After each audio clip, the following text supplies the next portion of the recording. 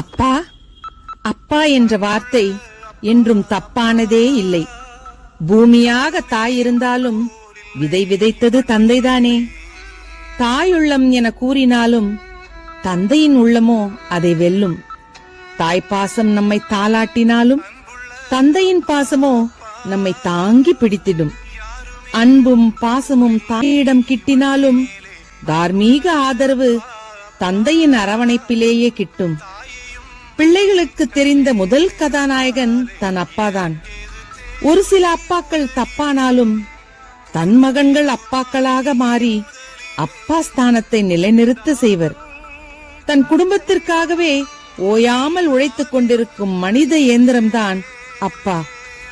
உடல் எனும் இயந்திரம் பலவீனம் அடைந்தாலும் மனம் எனும் மின்சார அலையால் தான் மறையும் வரை தன் குடும்பத்தை பற்றி நினைத்து ஒளிந்து